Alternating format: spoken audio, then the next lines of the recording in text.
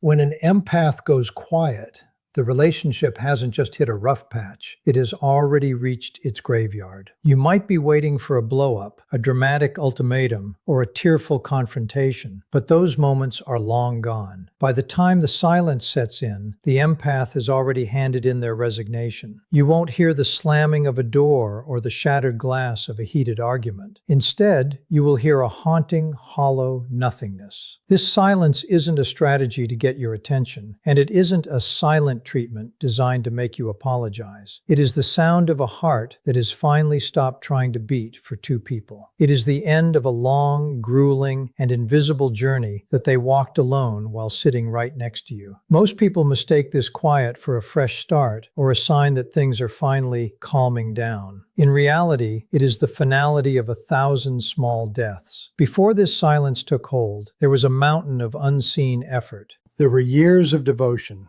endless one more chances, and a constant internal dialogue where they defended your actions to themselves.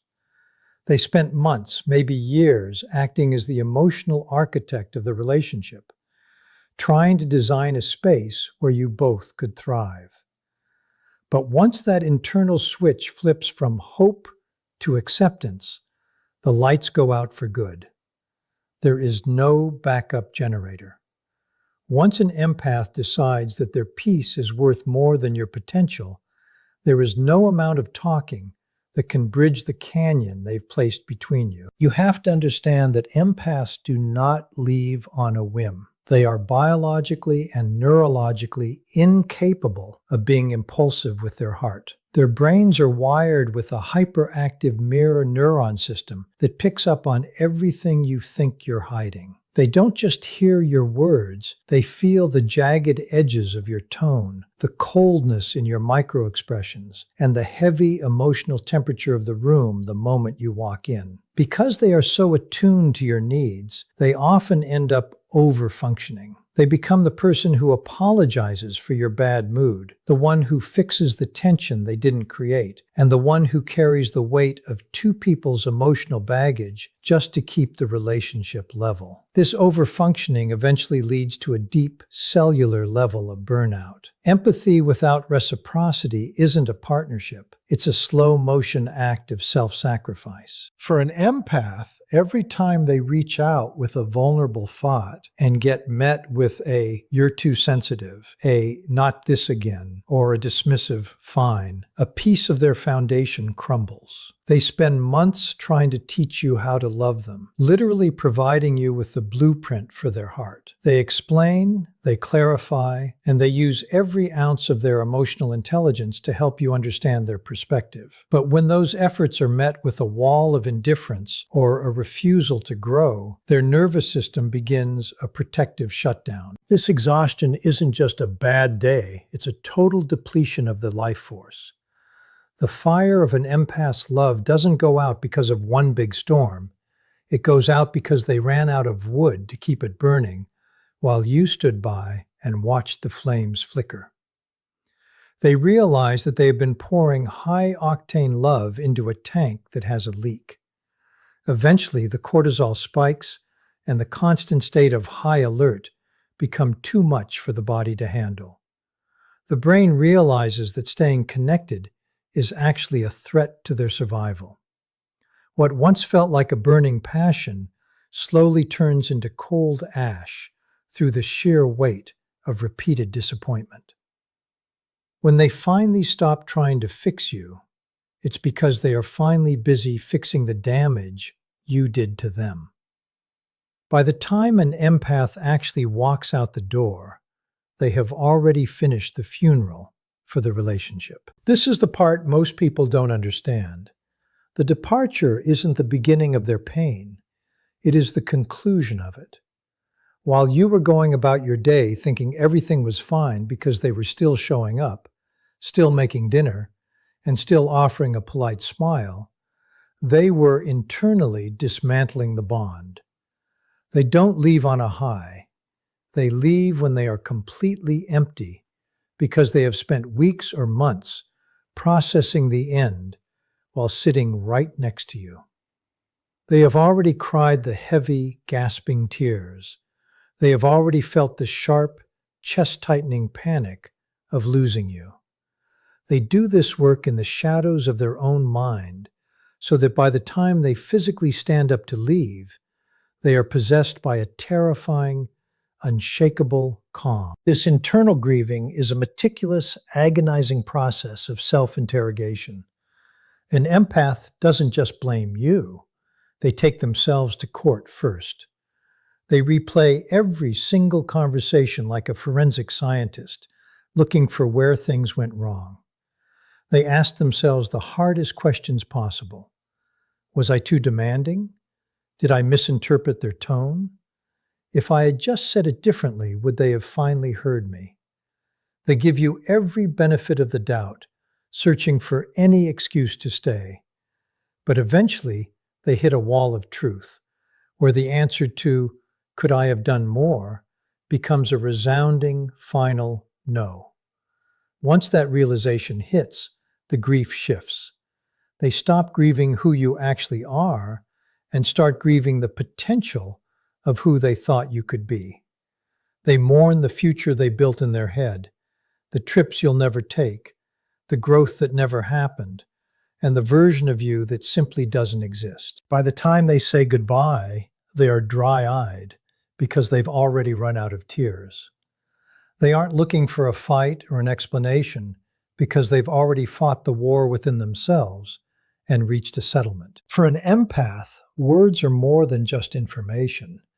They are the bridge, the lifeline, and the very glue of a connection.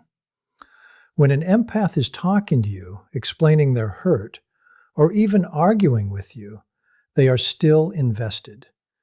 Their voice is a sign that they still believe the bridge is fixable. But the moment they go quiet, it's because they've looked across that canyon and realized the bridge leads to a dead end. This silence is the most dangerous stage of a relationship with an empath because it means they have finally accepted that their words are merely being tolerated, not absorbed. They realize you aren't listening to understand, you're just waiting for your turn to speak, or worse, waiting for them to stop talking so you can go back to the status quo. This isn't the silent treatment or some petty game designed to make you chase them. It is a massive structural recalibration of their entire life. They have come to the painful conclusion that being lonely while talking to you is 1,000 times more draining than being lonely by themselves. So they choose themselves. They stop the emotional labor of over-explaining their feelings. They stop correcting your misconceptions about them because they no longer care if you misunderstand them. They stop sharing their inner world, the small wins, the deep fears, the random thoughts, because they've realized you aren't a safe place to store those treasures. They aren't trying to punish you or make you feel bad. They are simply pulling their energy out of a sinking ship and putting it back into their own soul. They are closing the door gently, locking it from the inside, and finally walking away toward their own peace. Detachment for an empath is never a sudden explosion. It is a slow, methodical peeling away of layers. It's like a cooling star. It looks bright from a distance, but underneath, the heat is vanishing. This process happens in distinct, predictable stages that serve as a survival mechanism for their nervous system. The first stage is overcompensation. In this phase, the empath actually tries harder. They become hyper-patient, extra kind, and incredibly forgiving. They think, if I can just be a little more understanding, if I can just hold more space for their flaws, maybe things will change. They are essentially trying to love the relationship back to life by using their own heartbeat as a jumpstart. They are carrying 100% of the emotional weight, hoping that by doing so, you'll eventually find your footing and start carrying your half. But this stage is a trap. It's the final burn before the fuel runs out. Once the empath realizes that their extra effort isn't being matched, they slide into the second layer, reduced reactivity. This is the stage where they stop flagging the problems. In the past, if you were late, dismissive, or unkind, they would bring it up. They would try to have a talk about it because they wanted to heal the rift. Now, they say nothing.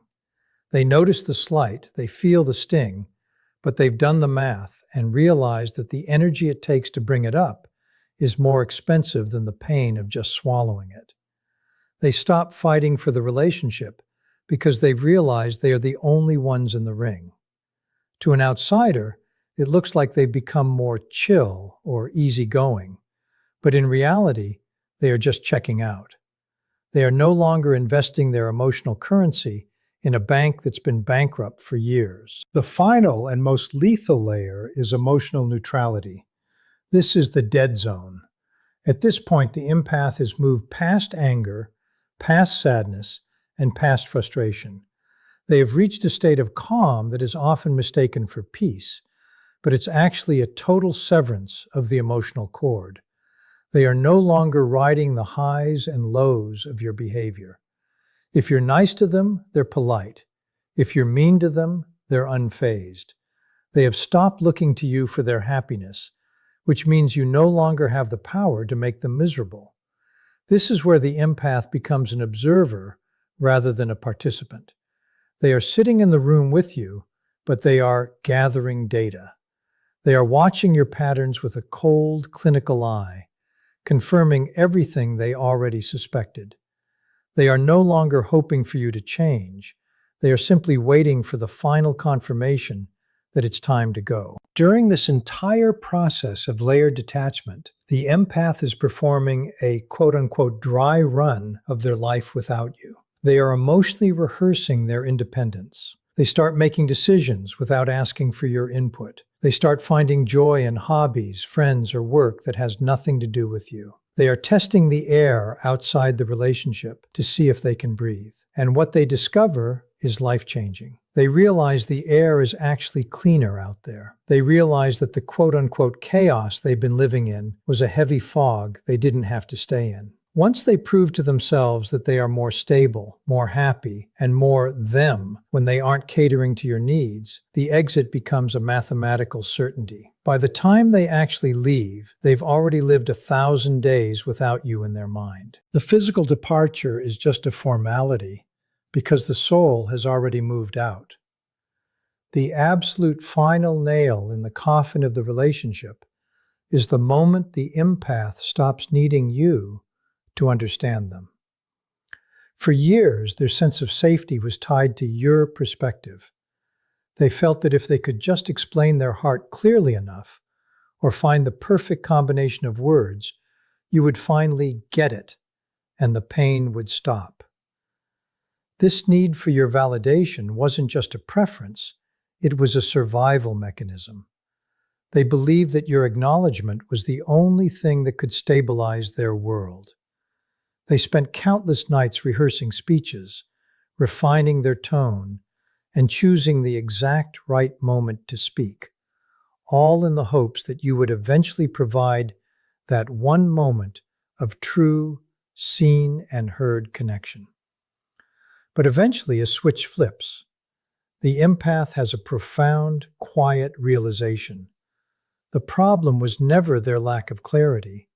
It was your lack of capacity. They realize they've been trying to describe a sunset to someone who refuses to open their eyes. Once they accept that you simply do not have the emotional tools to meet them at their depth, the tether snaps. This realization triggers a massive internal migration. The empath begins to move all the emotional assets they once invested in you back into themselves. They stop coming to you with their big feelings or their daily struggles because they've learned that doing so only leaves them feeling more alone. Instead of confiding in you, they start journaling. They pour their heart into pages that don't talk back, don't dismiss them, and don't make them feel crazy for having emotions. They begin to process their deepest pains in private or with a trusted circle of friends who actually have the capacity to hold space for them. They are building a fortress of self-certainty where your opinion is no longer the governing law. They start telling themselves, I know what I felt, I know what I saw, and I don't need you to agree with me for it to be true.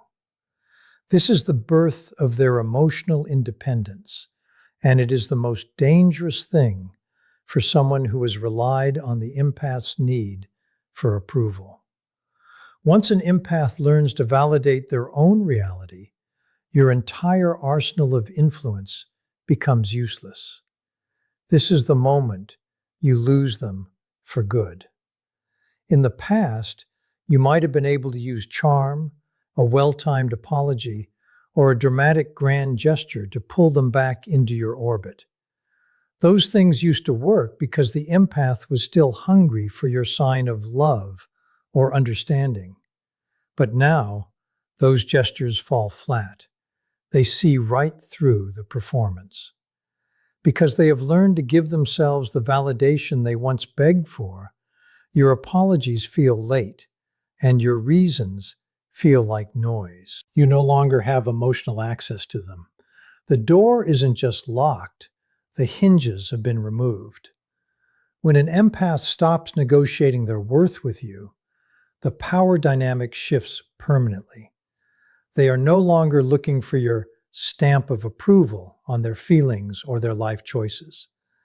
They have grounded themselves in their own truth, and that kind of internal foundation is unshakable. They realize that your inability to understand them is a you problem, not a them problem. They stop trying to prove their value to someone who is determined to misinterpret it. By the time you realize they've stopped asking for your input, they are already miles away emotionally. They are standing on their own 2 feet, breathing a different kind of air, one that isn't heavy with the desperation of wanting to be seen. They have finally seen themselves, and that was the only validation they ever truly needed to walk away. If you are standing in the middle of an empath's silence and you think they are playing a game with you, you have fundamentally misunderstood who they are. You might be waiting for them to break, expecting them to eventually reach out because you assume their quiet is a form of passive aggression or a calculated move to make you feel guilty. But you need to realize that for an empath, this silence is not a weapon, it is a sanctuary. It is the first full, deep breath they have taken after years of suffocating under the weight of a connection that didn't let them breathe. They aren't trying to hurt you with their lack of words. They are finally busy healing themselves. This isn't a tactic designed to get you to chase them or change your mind. It is the sound of a nervous system that has finally decided to stop fighting for survival in a relationship that felt like a war zone. For the longest time, the empath lived in a state of chronic emotional vigilance. Their body was permanently stuck in a fight or flight response, constantly scanning your moods, anticipating your reactions, and bracing for the next disappointment. That level of high alert living is physically and mentally corrosive. When they finally go quiet, it's because they have successfully moved their nervous system into rest and digest mode. The internal alarms have been silenced. The racing heart has slowed down. The obsessive overthinking about what you meant or what you did has finally ceased. They aren't seeking revenge by ignoring you. They are seeking alignment with their own soul. They have realized that the price of admission to your life was their own peace of mind, and they have finally decided that the cost is too high. This shift is a total trade-off. They have exchanged the constant, agonizing attachment anxiety, the fear of losing you, the fear of being misunderstood, the fear of not being enough, for a solid, unshakable inner stability. They have discovered a terrifyingly beautiful truth, that they are actually more okay without you than they ever were with you. The silence isn't an empty void. It is a space filled with their own self-respect. While you might see their quiet as cold or distant, they see it as the only environment where they can finally hear their own thoughts again. They are no longer using their energy to manage your emotions or fix the ruptures in the relationship. Instead, they are using that energy to rebuild the parts of themselves that they sacrificed just to keep you happy. Once an empath finds peace in your absence, it is the most permanent departure you will ever experience. You cannot compete with the tranquility they've discovered. They have compared the turbulence of your presence, the arguments, the walking on eggshells, the emotional neglect, with the stillness of their own company, and the winner is clear. Their silence is not a cry for help. It's not a plea for you to try harder, and it's certainly not an invitation for you to come back and disrupt their lives again. It is a signal of completion. It is the final notification that they are finally whole, finally regulated, and finally finished. When an empath learns that they can be their own safe harbor, they will never again volunteer to get back on a ship that was always meant to sink.